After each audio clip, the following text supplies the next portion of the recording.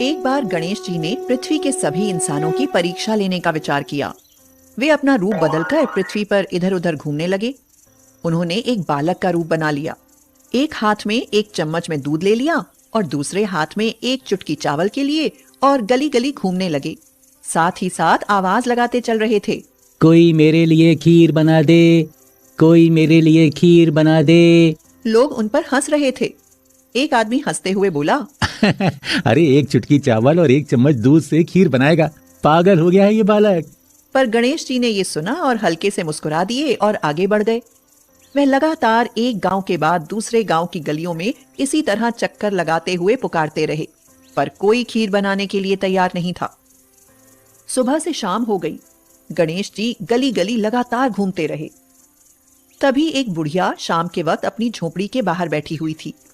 गणेश जी ने उससे कहा, कोई मेरी खीर बना दे, कोई मेरी खीर बना दे। बुढ़िया औरत बहुत गरीब थी, लेकिन कोमल हृदय वाली स्त्री थी। वह बोली, बेटा मैं तेरी खीर बना देती हूँ, अंदर आ जाओ। तो गणेश जी ने कहा, माई, अपने घर में से दूध और चावल रखने के लिए बर्तन ले आओ। तब बुढ़िया अपनी रसोई घर से 2 छोटी कटोरी लेकर आती है। तब गणेश जी ने कहा, अपनी रसोई का सबसे बड़ा बर्तन लेकर आओ।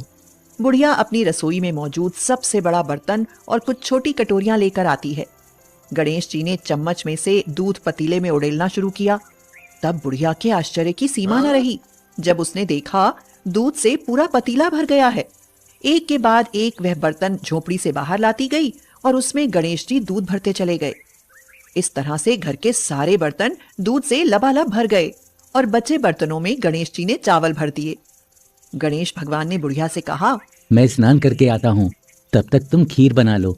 मैं स्नान कर जब वापस आऊंगा तब खीर खाऊंगा। तो बुढ़िया बोली, पर बेटा मैं इतनी सारी खीर का क्या करूंगी, ये सब तो बर्बाद हो जाएगी। गणेश जी ने उससे कहा, क्यों ना अब सारे गांव को दावत दे दो। बुढ़िया खुश होकर बोली, हाँ बेटा ये तो बहुत अच्छी बात कही तुमने, मैं ऐसा ही करती हूँ। बुढ़िया ने बड़े प्यार से मन लगाकर खीर बनाई।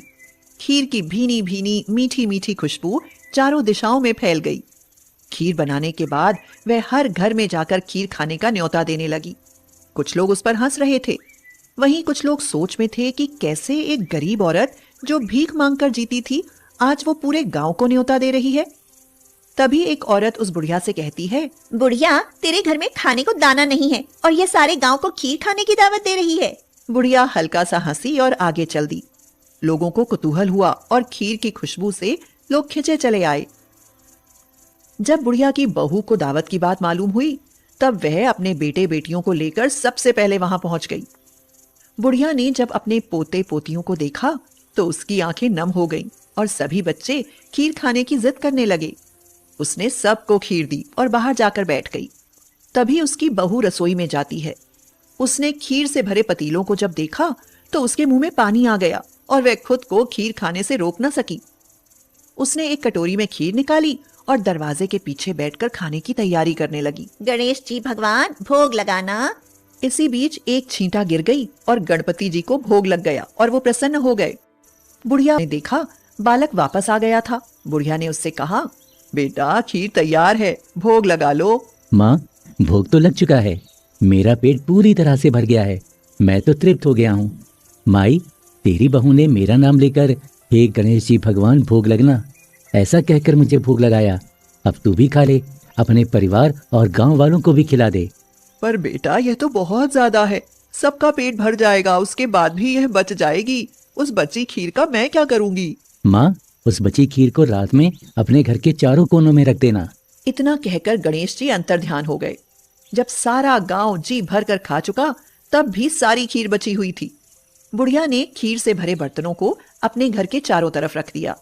रात शांति से बीत गई और जब सुबह आंखें खुली तो उसने देखा कि उसके खीर वाले पतीलों में खीर के स्थान पर सोने, हीरे, जवाहरात और मोती भर गए हैं।